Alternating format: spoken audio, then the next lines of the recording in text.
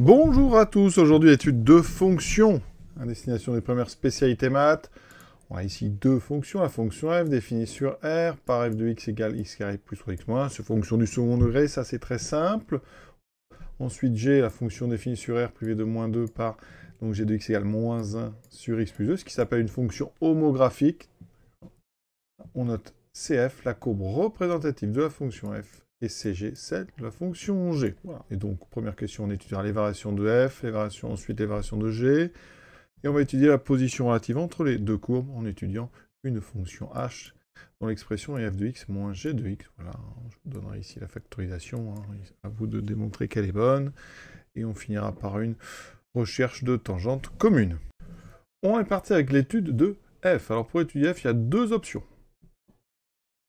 Soit on dérive, alors ici, hein, effectivement, f est donc une fonction polynomiale du second degré, donc on va dire f est du second degré, sous-entendu une fonction polynôme du second degré. Alors, ça veut dire que f est dérivable sur R, donc f dérivable là où elle est définie, donc ici est dérivable sur R. Si vous faites avec les dérivés, ça va donner f' égale 2x plus 3, le tableau se fait très très vite. D'accord, donc f' va s'annuler en moins 3 demi. On est sur R, donc moins l'infini plus l'infini. Ensuite, on a ceci, donc les variations de f de x en fonction de x. Donc ici, 0, donc moins plus, bien sûr. Donc on a décroissant, croissante. Alors, ici, pour le sommet, on peut calculer l'image de 3D. Après, on va faire des petits rappels quand même qui sont intéressants. Le f est du second degré, ça veut dire que le sommet, hein, la courbe de f, donc c'est une parabole, donc vous auriez pu faire tout ça sans dériver, parce qu'une parabole, ici elle est orientée vers le haut, donc orientée,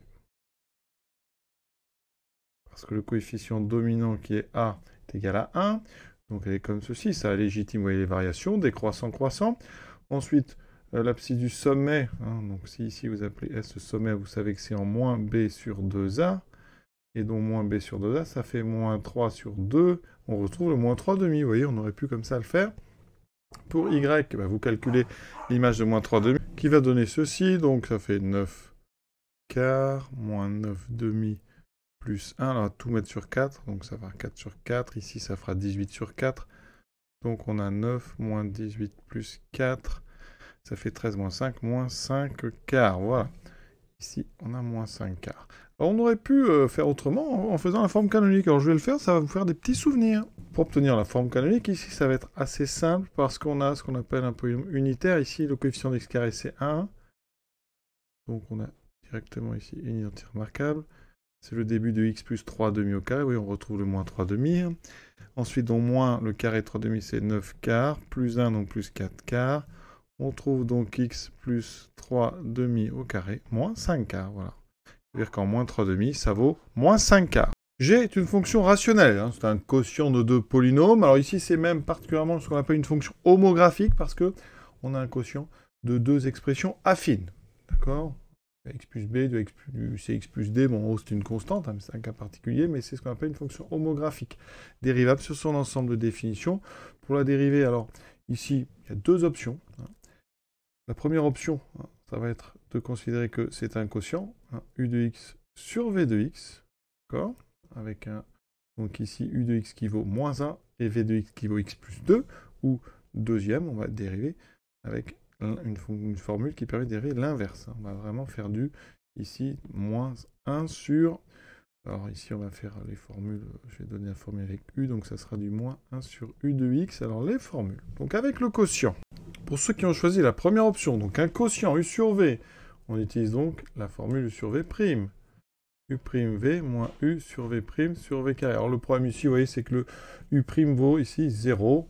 Donc, c'est pour ça qu'il existe un moyen un tout petit peu plus rapide de le faire, mais là, ça donne de toute façon g' égale. Donc, alors, u' vaut 0, donc le premier facteur, ça fera 0 fois v, donc ça fait 0, d'accord? Donc on n'écrit même pas le v de x. Ensuite, u, c'est moins 1, fois ici, donc c'est donc u fois v', donc ici on a fois 1. Et dessous on a x plus 2 au carré, donc ça donne moins fois 1 moins 1, ça fait 1 sur x plus 2 au carré. Voilà. Avec la deuxième méthode, Hein.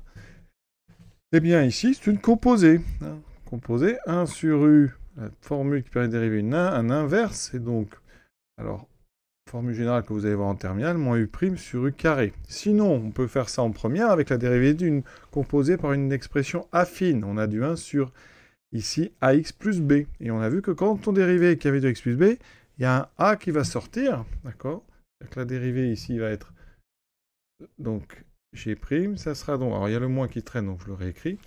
Et là, vous aurez donc le A, donc le dérivé de U, donc U', ici, il faut aller chercher, hein, c'est le coefficient de X, c'est donc le 1, fois la dérivée de 1 sur X, là, parce que là, vous avez composé avec la fonction inverse, qui est moins 1 sur X2, mais que vous appliquez encore au même U de X, donc X plus 2, donc moins 1 sur X2, appliqué en X plus 2. Et ça donne, vous voyez, 1 sur X plus 2. Pour ceux qui utilisent la formule de terminale, c'est du moins U' sur U carré.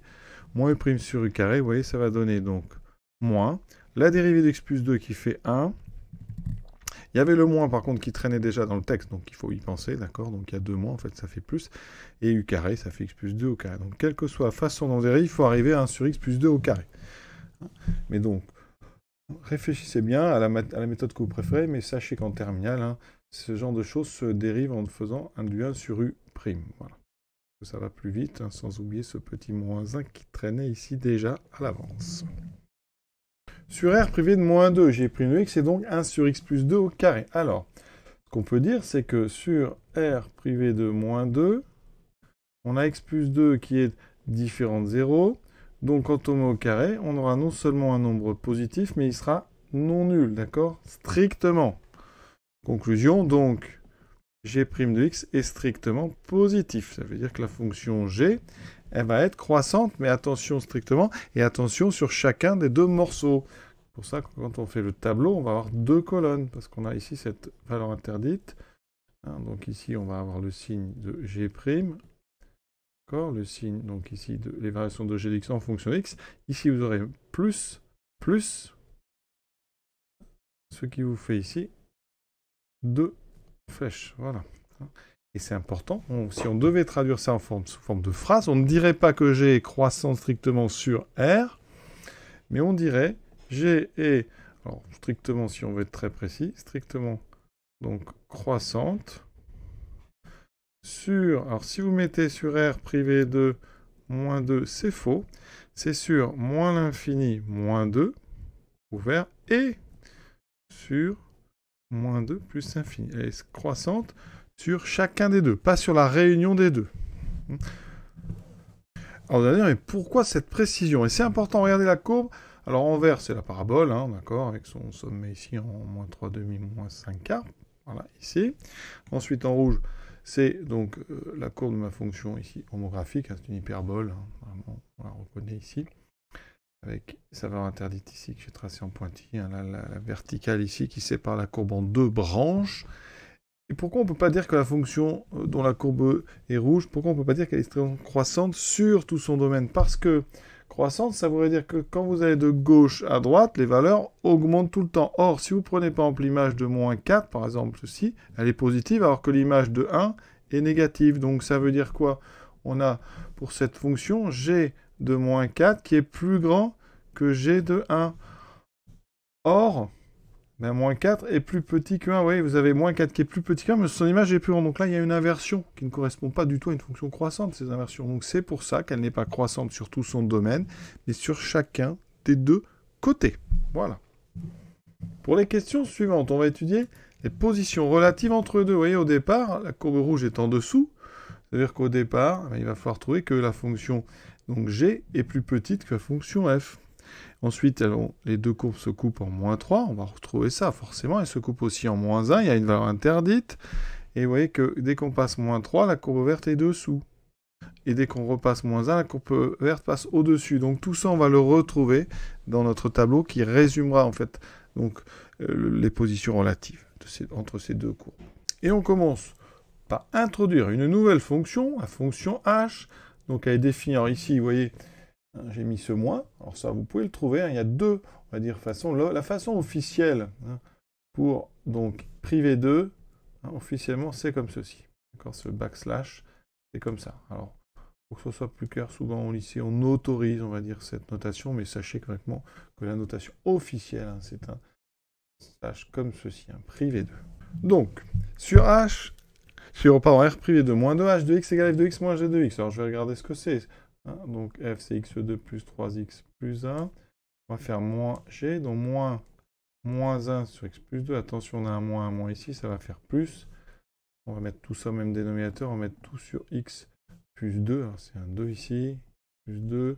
Ça va me donner donc x plus 2 multiplié par x2 plus 3x plus 1. Et on aura ce plus 1. Donc, je développe le numérateur. On aura donc x3 plus 3x2 plus x. Ensuite, je développe le plus 2x2 plus 6x plus 2 plus 1. Ça me donne donc x3. 3 et 2, 5 plus 5x2. 6 et 1, 7 plus 7x plus 3. Voilà. Et ça doit être égal normalement à ceci. Donc je vais développer à côté x plus 1 au carré fois x plus 3 et on va comparer. Pour ça, hein, je vais d'abord développer x plus 1 au carré. Identité remarquable, hein, on va dire d'autres. Si. Voilà, on développe. Donc ça fait x3 plus 3x2. Ensuite je développe le 2x plus 2x2 plus 6x. Et ensuite le plus 1 plus x plus 3. Ça donne x3 plus 5x2 plus 7x plus 3. Voilà, regardez, c'est ce qu'on avait trouvé ici. Donc, sur R privé de moins 2, on a bien h de x qui est égal à x plus 1 au carré fois x plus 3 sur x plus 2. Maintenant, on passe à l'étude de signe. Alors, on a tout factorisé, hein, on a tout qui est dénominateur, donc ça c'est simple, hein, ça c'est du travail, on va dire, de seconde. X plus 1 au carré, x plus 3, le dénominateur, x plus 2, et on aura donc ici notre quotient qui est donc h de x. Ici on a moins l'infini, on va peut-être prévoir de la largeur. On doit donc placer évidemment moins 1, ici moins 3, et notre valeur interdite moins 2. Donc je vais déjà mettre moins 2 ici. Voilà, ensuite on aura un moins 3 qui sera à gauche et un moins 1 qui sera à droite. Vraiment, vous voyez, rappelez-vous la courbe dont je vous ai parlé, hein, on retrouve bien le moins 3, ici moins 1, et il y aura la valeur interdite. Donc c'est ces trois endroits-là qui sont intéressants. Donc après, on va tracer les colonnes. Alors x plus 1 au carré s'annule au même endroit que x plus 1, donc ici en moins 1, x plus 3 s'annule en moins 3, on a notre valeur interdite. Alors pour les deux, x plus 3 et x plus 2, c'est des fonctions affines, croissantes, hein, devant x on a un coefficient positif, donc c'est des moins plus, moins, alors ici le 0 est caché ici, donc moins plus, d'accord, on avait une valeur interdite. En haut, on a un carré, donc les carrés c'est toujours positif, mais ça s'annule au même endroit, donc on a mis le 0, il me reste à mettre des plus, d'accord? Parce que cette courbe, si vous tracez, c'est un carré, c'est une parabole. Donc, plus, on fait tout ça, voilà. Là, vous avez la valeur interdite, plus 0, plus. Voilà, le signe est terminé. Maintenant, étudions la position relative de CF par rapport à CG. Alors, il va falloir aller doucement. Donc, on va commencer par prendre les endroits donc, où ça s'annule. Hein. Pour x égale moins 3 et x égale moins 1, h de x est égal à 0, donc f de x est égal à g de x, donc CF et CG se coupent. Ouais, ça vous le retrouvez clairement, hein, c'est nos deux points d'intersection que j'avais mis en évidence, hein. Moins 3, 1, moins 1, moins 1. Hein, d'accord, donc je vais mettre les deux points, donc en moins 3, vous obtenez une intersection donc, qui est coordonnée 1, et donc on va prendre le point B, coordonnée moins 1. Alors ça, c'est pas forcément demandé, mais soyons complets. Ensuite, on va s'occuper des colonnes où on a des plus. Donc, on a trois zones où il y a des plus. Donc, sur moins l'infini, moins 3, ouvert. Union, vous voyez, moins 2, moins 1. Moins 2, c'est interdite. En moins 1, h de x vaut 0. Union, moins 1 plus l'infini. Ici, on a h de x qui est strictement positif. Donc, f de x qui est strictement plus grand que g de x, ça veut dire qu'en termes de position relative, donc la courbe de CF est strictement au-dessus de la courbe de G. Ah, et vous voyez sur le dessin, eh bien, ça correspond à donc, toute cette zone ici où la courbe de G est en dessous de la courbe de F, toute cette zone ici, voilà, où la courbe de G est au-dessus, donc de la courbe de F est au-dessus de la courbe de G, et il y a une troisième zone où la verte est au-dessus, c'est ici, vous voyez, sur cette petite zone entre -2 et -1. Il y a la valeur interdite. Maintenant, il reste la dernière zone, là où c'est strictement négatif, donc c'est sur -3, -2. Donc on est complet sur -3, -2 ouvert. Eh bien, h de x est strictement négatif, donc f de x est strictement plus petit que g de x, et donc la courbe de f est strictement en dessous de la courbe de g. Et on a terminé cette étude de position relative. Quatrième question. Démontrer que les courbes CF et CG admettent une tangente commune en un de leurs points d'intersection. Donnez une équation de cette tangente.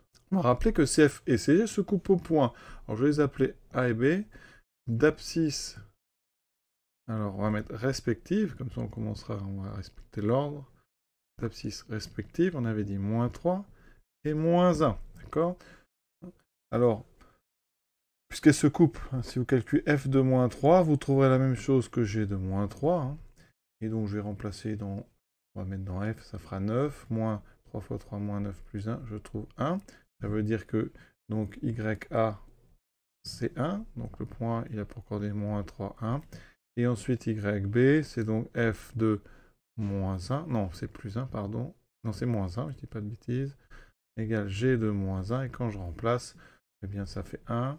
Donc je remplace tout ça en haut, ça fait -3 plus 1, ça donne -1. Vous pouvez vérifier, si je remplace ça dans G de x, ça fera aussi -1. Donc voilà mes deux points avec leurs coordonnées. Ça c'est intéressant. Maintenant, qu'est-ce qu'on fait? Ah ben, on va d'abord regarder le nombre dérivé.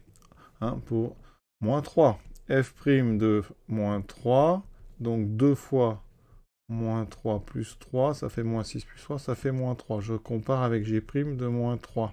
Si on a une tangente commune, le coefficient directeur, qui est le nombre dérivé, doit être le même. Et si je regarde g' de -3, ça ne peut pas faire -3 parce que c'est un nombre positif. Ici, ça fera -1 au carré, ça fera 1. Donc, ça veut dire que f' de -3 est différent de g' de -3. Donc en A, pas de tangente commune. Maintenant, on va regarder en B, donc le point d'abscisse -1. Regardez au point A, donc ici, la tangente, vous voyez, n'est pas commune. Que la courbe rouge, elle monte, ici, et la courbe verte, elle descend. Par contre, effectivement, au point B, là, on a effectivement cette impression. Donc, regardez, si je trace la tangente, donc tangente au point B, la courbe de F, ça me donne ceci. Et si je trace la tangente, donc, cette fois-ci, donc au point B, mais pour la courbe G, eh bien, je trouve effectivement la même équation ici, y égale x. Donc, on va trouver une tangente commune. Et qu'en faisant un zoom, on voit bien que la tangente, c'est la même. Alors ça, c'est, rappelons, c'est du graphique. Ça n'est jamais une preuve, mais ça conforte ce qu'on a envie de démontrer. Donc ici, on va regarder ce qui se passe. Donc en B, donc on va regarder f' de -1. Donc je remplace, ça fait -2 plus 3, ça fait 1. Ça veut dire que si on regarde donc f' de -1 fois x moins -1 plus f de -1, ça me donne quoi? Ça fait donc x plus 1.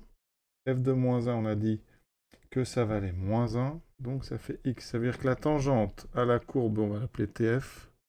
Alors je vais être clair quand même. On va dire que la tangente à CF en B est la droite delta d'équation y égale x. On va faire pareil pour g. G' de -1. 1 sur, donc, -1 plus 2, ça fait 1 au carré, ça fait 1. Donc on a la même valeur en 1, en -1, le même nombre dérivés, donc les tangentes sont communes.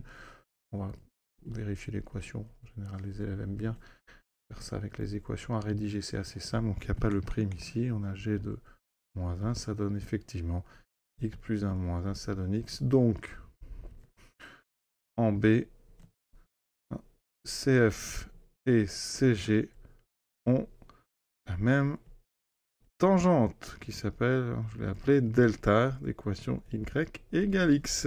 Et cet exercice est terminé. Je vous souhaite une bonne fin de journée à tous et à bientôt.